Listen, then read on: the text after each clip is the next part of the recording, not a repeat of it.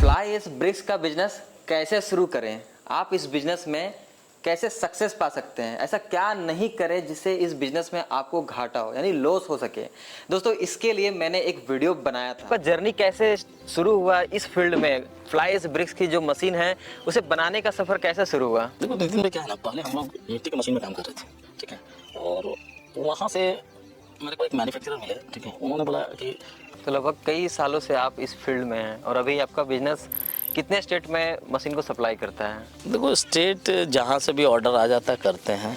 कई लोगों को आपने देखा होगा कि जल्दबाजी में ऐसे बिजनेस को शुरू किए हैं लेकिन बिजनेस ठप पड़ गया, नहीं हुआ। लेकिन कई लोग कुछ ऐसा किए जो काफी इस बिजनेस में आगे चले गए कि अगर एक ईंटे में ₹1 प्रॉफिट है तो 1 लाख ईंटा बेचेंगे तो 1 लाख कमाएंगे। जो भी इस वीडियो को देख रहे हैं और वो सोच रहे हैं कि मैं भी फ्लाई एश ब्रिक्स का मशीन खरीद लेता हूँ और इस बिजनेस को स्टार्ट कर देता हूँ, ऐसे जरूरी बातें उनको जाना बहुत जरूरी है अगर इस फील्ड में उतरना चाहते हैं। देखो एक चीज़ तो मैं बोलूँगा कि हर व्यक्ति हर बिजनेस के लिए फिट नहीं बैठता।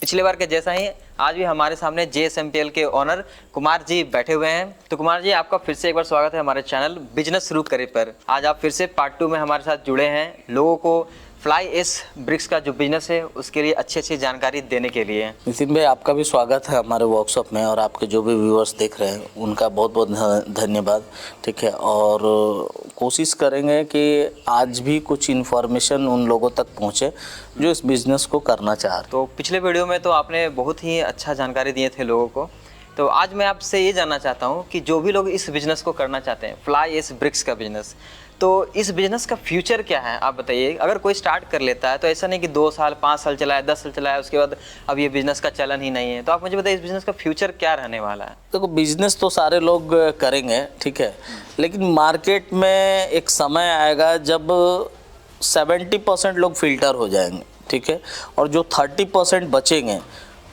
वही एक्चुअल में फ्लाई एश ब्रिक्स बनाने निर्माता होंगे, मेरा जो मानना है। तो इस बिजनेस में लोगों को पता नहीं क्या ये लगता है कि आसानी से सरवाइव कर जाएंगे, लेकिन मेरे को लगता है कि इसमें बहुत सारा चुनौती है। मार्केट है, पेमेंट है, ऑर्डर है, मैन्युफैक्चरिंग है, ये सारा चीज़ मिला के ही एक ये बिजनेस होता है। तो अगर आप मान लो कि कहीं पे ऑर्डर आप नहीं कर पाए या ऑर्डर कलेक्ट नहीं कर पाए तो वहाँ पे आपका प्लांट नहीं चलना है, ठीक है। अगर आपने माल किसी को दिया और डिले पेमेंट आ रहा तो वहाँ पे प्रॉब्लम खड़ा हो सकता है आपके लिए। दूसरा क्या है कि आपने जो प्रोजेक्ट बैठा रखा है उस प्रोजेक्ट का कितना समय में पैसा रिकवर होगा, ये सारा जानकारी बहुत महत्वपूर्ण है। इसके बिना अगर आप फ्लाई एश ब्रिक्स का प्लांट लगाते हैं, क्योंकि देखो ये मैन्युफैक्चरिंग कर रहे हैं, तो यहाँ पे थोड़ा सा समय निकाल के और थोड़ा सा डिले जाए प्रोजेक्ट, कोई दिक्कत नहीं, बट दुरुस्त ये करो, हर लूप होल पे वर्कआउट करो। जहाँ पे जो प्रॉब्लम है पहले उसको खोज के निकालोगे कि इस बिजनेस में प्रॉब्लम क्या क्या है, उसके बाद आप इसको करने के लिए आगे आए। हमारा ये सोच है, क्योंकि फेल्यूर रेट देखो हर मैन्युफैक्चरिंग में ना फेल्यूर रेट बहुत हाई हो जाता है। क्योंकि क्या लोगों को मालूम नहीं कि इस बिजनेस में कितना गहराई तक जानकारी चाहिए होता है और खोल लेते हैं, बाद में चल के जो है वो परेशान हो जाते हैं। क्योंकि जिस चुनौती के बारे में उन्होंने सोचा नहीं था वो चुनौती एक बेक आके सामने में खड़ा हो जाता है, जिसको वो मतलब ये नहीं कर पाते हैं। दूसरा क्या है, अपने बिजनेस में आपको समय देना है, ठीक है, क्वालिटी गुड्स बनाना है। क्योंकि ये नया एक ब्रिक्स है तो मार्केट में जब भी आप इसको लेके जाओ ना, ब्रिक्स को देख के लोगों का विश्वास बढ़ना चाहिए, तभी मार्केट बढ़ेगा। सरकारी कामों में तो इसका इस्तेमाल बहुत जोर शोर से हो रहा है, लेकिन प्राइवेट में भी लोगों का रुझान इस और बढ़े, इसके लिए बढ़िया ब्रिक्स ही मार्केट में उतारा जाए तो ही ये पॉसिबल है। यानी कि इस बिजनेस का फ्यूचर अच्छा है, क्योंकि जब तक कंस्ट्रक्शन का काम चलते रहेगा तब तक इस बिजनेस कभी क्लोज नहीं होने नहीं। और इंडिया में जोरों पे जो है कंस्ट्रक्शन जोरों पे भी है, ठीक है। बस इसमें क्या है कि आपको सरवाइव करना आने पड़ेगा। आप जितना ज़्यादा इस बिज़नेस को अच्छे तरीके से चलाएंगे, बिजनेस में कंपटीशन बहुत है, अगर उसको बीट कर सकेंगे तभी आप इस बिज़नेस का फ्यूचर में भी अच्छे तरीके से चला पाएंगे। और देखो यहाँ पे जो छोटे व्यापारी हैं, ठीक है, उनको बहुत ज़्यादा ध्यान रखने का ज़रूरत है। क्योंकि देखो क्या है, आप बल्क में रॉ मटेरियल नहीं खरीद सकते हैं, ठीक है, आपका लैंडिंग प्राइस उनसे हाई हो जाएगा, क्योंकि वो बल्क में पूंजी फंसा सकते हैं जो बड़े व्यापारी हैं, ठीक है।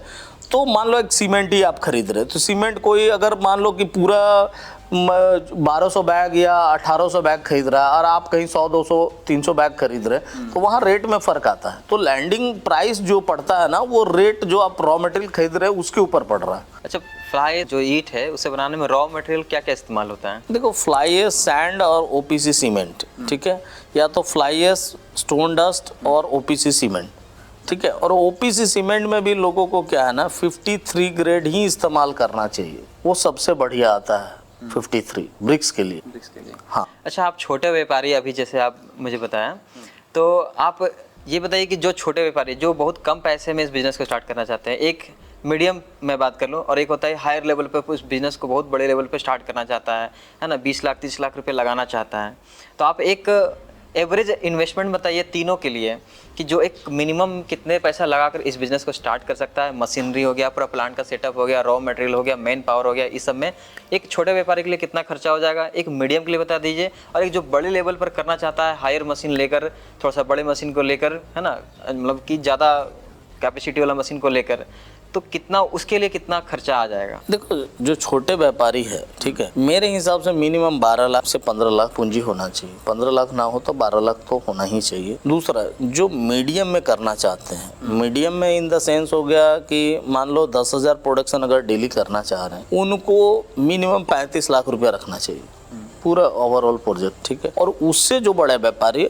उनको 55 से 60 लाख ये रखना चाहिए मिनिमम। मैं बता रहा हूँ, मैक्सिमम नहीं बता रहा हूँ, इतना रखना ही है, तभी आप इस प्रोजेक्ट में आगे आए। और नहीं तो बीच में फाइनेंशियल क्राइसिस के वजह से भी प्रोजेक्ट आपका ये हो सकता है, बंद हो सकता है। अच्छा, आप तो कई सालों से इस बिजनेस में हैं, आपने कितने लोगों का प्लांट भी सेटअप करवाया है, तो आपके हिसाब से आज का जो मार्केट है फ्लाई एश ब्रिक्स का, उसके हिसाब से आप क्या सजेशन देना चाहेंगे? एक छोटे लेवल पर इस बिजनेस को स्टार्ट करना चाहें या फिर बड़ा पूंजी लगाकर बड़े लेवल पर इस बिजनेस को स्टार्ट करना अच्छा रहेगा? देखो, ये जो चीज़ आपने पूछा ना, ये चीज़ लोग जज नहीं कर पा रहे। उसका कारण क्या है ना, एरिया टू एरिया ये मतलब डिपेंड करता है। जहाँ पे नहीं है वहाँ छोटा, आप व्यापारी बड़े हैं, आपके पास पूंजी है, लेकिन आपको छोटा सा शुरू करना है। जहाँ पर स्टार्टिंग है वहाँ पे आपको मीडियम में जाना। डिमांड जहाँ कम है वहाँ पर कम पैसा नहीं लगता। बड़ा जो व्यापार है, इसमें जो बड़ा प्रोजेक्ट है, वो उनके लिए सक्सेस है जो जिनके पास कैपिटल भी है और मार्केट में हो,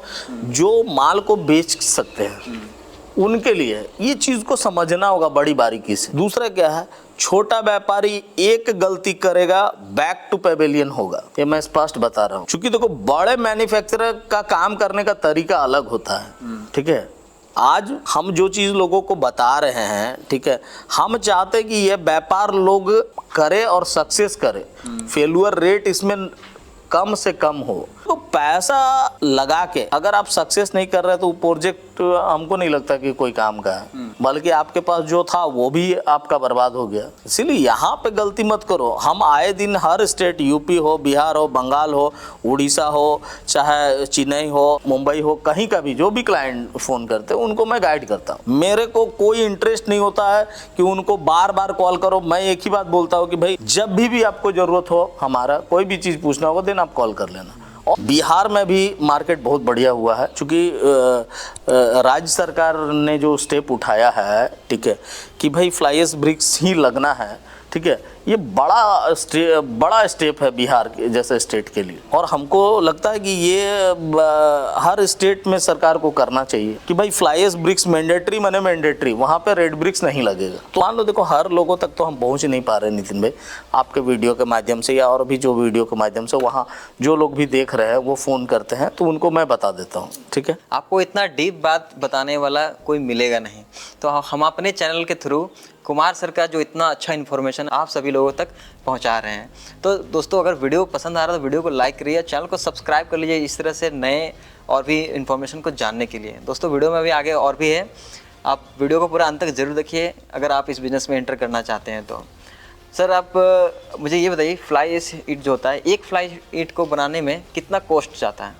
देखो नितिन भाई, क्या है ना, वो अलग अलग एरिया में अलग अलग रेट आ रहा है, वहाँ पे भी कंफ्यूजन है, बहुत सारे चीज़ों पे कंफ्यूजन है। लोग सोचते हैं कि 3 रुपया, 3.5 रुपया, 4 रुपया में ईंट बन जाएगा। हर जगह में रॉ मटेरियल का रेट अलग अलग है, नहीं बनेगा। उसको सबसे पहले कैलकुलेट करो अगर वहाँ पे आपको लगता है कि मिनिमम 1 रुपया 80 पैसा भी प्रॉफिट है तो ही करो। 2 रुपया भी प्रॉफिट जा रहा है, कहीं कहीं पे 3 रुपया भी प्रॉफिट जा रहा, लेकिन कहीं कहीं पे नहीं जा रहा प्रॉफिट। रेड ईंट का जो रेट है और जो आप मैन्युफैक्चरिंग करके फ्लाई एश ब्रिक बना रहे हैं वहाँ पे रेट ऊपर आ जा रहा है, तो आप वहाँ कैसे बेचेंगे बाजार में? आप समझो जो बात मैं बोलना चाह रहा हूँ। अभी मार्केट में जिस तरह से डिमांड का जो स्थिति है, आपका तो बहुत सारा क्लाइंट होंगे, है ना? तो आप मुझे वो बताइए कि वो लोग एवरेज कितना महीने का इनकम इससे जनरेट कर पा रहे हैं इस बिजनेस से? देखो, हमारे जो क्लाइंट है ना, वो कुछ ऐसे क्लाइंट है जो 3 लाख भी ईंटा बेच रहे, 4 लाख भी बेच रहे, कोई 2 लाख भी बेच रहा, छोटा व्यापारी 1-1.5 लाख भी बेच रहा। तो जो जैसा मशीनरी प्रोजेक्ट लगा रखा है, जिनका जैसा मार्केट में ही है, मार्केट में डिमांड है और जो माल बेच पा रहे हैं उस हिसाब से लोग बेच रहे हैं। ठीक है, तो कुमार जी यहाँ पर बहुत अच्छे इन्फॉर्मेशन आप सभी लोगों को दे रहे हैं।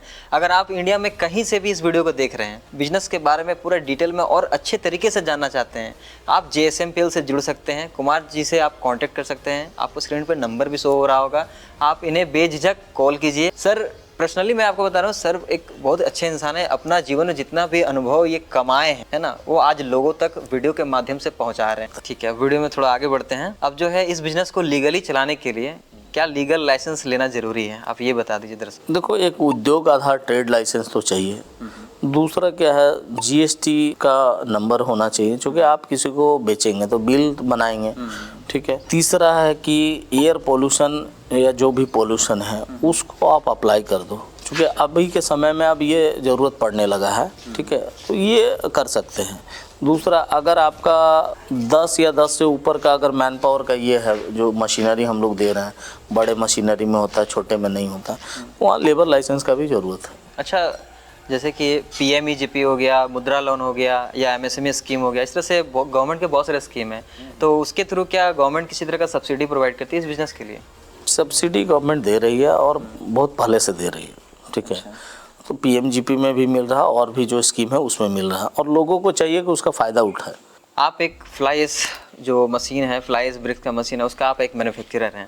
आप इतने लोगों को मशीन प्रोवाइड किए हैं पूरे इंडिया में, ठीक है, आपकी तरफ से सपोर्ट क्या रहता है अपना क्लाइंट के लिए? देखो, हम कोशिश करते हैं कि हमारा जो क्लाइंट है ना, ठीक है, वो गलती ना करे, क्योंकि मेरे को मालूम है कि कहाँ कहाँ लोग गलती करते हैं। ठीक है, तो हम हमेशा उन चीज़ों के लिए उनको गाइड करते हैं कि यहाँ पे ये मत करो, यहाँ पे ये मत करो, ऐसे मत करो। ठीक है। दूसरा क्या है, हम ख़राब जो क्वालिटी है उसके विरोध में रखते हैं कि भाई ख़राब क्वालिटी मत बनाओ, क्योंकि वो आपका प्लांट को आगे बढ़ने नहीं देगा। समझो मेरी बात को। ठीक है, कंपटीशन में क्या है कि लोग एक ही चीज़ जानते हैं कि सीमेंट कम कर दो, तो आप सीमेंट कम करते जाएंगे, क्वालिटी को डल करते जाएंगे, तो इसका बाज़ार तो बढ़ेगा नहीं फ्लाई एश ब्रिक्स का। और अगर बाज़ार बढ़ाना है तो एक्चुअल कैलकुलेशन में ब्रिक्स को बना के, मजबूत ब्रिक्स को बना के बाज़ार में रखा जाए, ये हमारा सोच है। हो सकता है आज आपका सेल कम हो, लेकिन धीरे धीरे वो सेल आपका बढ़ता चला जाएगा। सर, क्लाइंट को आप यहाँ से मशीन सप्लाई कर देते हैं, उसके बाद जो प्लांट में पूरा सेटअप करना होता है मशीन का, क्या उसका भी आप कॉस्ट लेते हैं?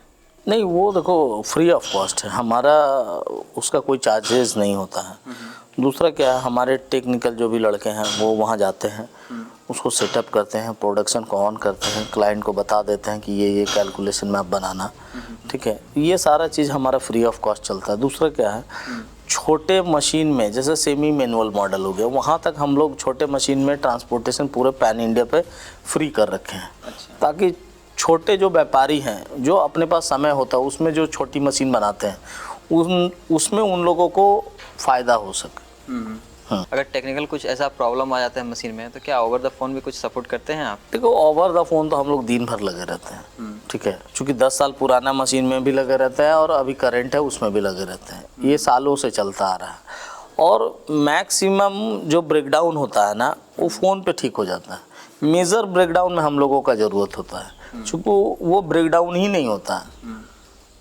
ठीक है, तो वो फ़ोन पे करा दिया जाता है, और मेजर जो ब्रेकडाउन है उसके लिए लड़के का ज़रूरत पड़ता है, तो समय समय पे लड़के वहाँ जाते हैं, अपना सर्विस करते हैं। अच्छा, तो अगर आप इस बिज़नेस में एंटर करना चाहते हैं, मैं आपको बता दूं कि आप मशीन तो कहीं से भी खरीद के इस बिज़नेस को आप स्टार्ट कर सकते हैं, लेकिन अगर आप JSMPL से यानी कुमार जी से फ्लाई ब्रिक्स का जो मशीन अगर परचेस करके इस बिज़नेस को स्टार्ट करते हैं, आपको लाइफ टाइम सपोर्ट मिलता है। इनका जो नॉलेज है आप वीडियो के थ्रू आप देख सकते हैं, आप सुन पा रहे हैं, चीज़ों को समझ पा रहे हैं, तो वो आपको सपोर्ट मिलने वाला है। साथ ही आपको ट्रेनिंग मिल जाएगा। आप अगर छोटा मशीन खरीदते हैं उसमें आपको ट्रांसपोर्टेशन भी फ्री मिल जाएगा। ऑल ओवर इंडिया के लिए ये बात हो रहा है। तो सोच क्या रहे हैं, अगर आप इस बिज़नेस को स्टार्ट करना चाहते हैं तो आज ही JSMPL में कॉन्टैक्ट करें।